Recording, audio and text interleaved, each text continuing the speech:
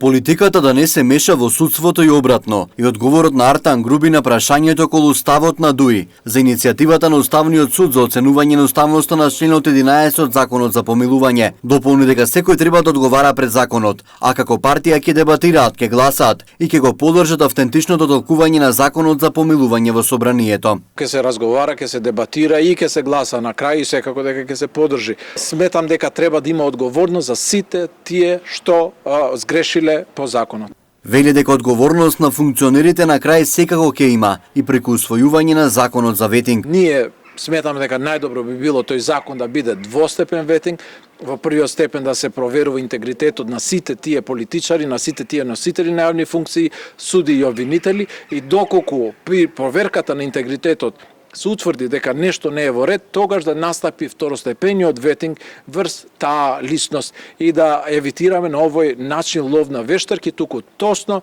да знаеме што сакаме и што сакаме да постигнеме. На денешната седница на Централното председателство на партијата во Тетовска Мала Речица се најдоа две точки на дневниот ред: подготовките за престојниот 4-ти конгрес на партијата, кој ќе се одржи во Скопје на 21 декември, и статутарните промени на ДУИ, меѓу кои формирање на нови 3 партиски тела.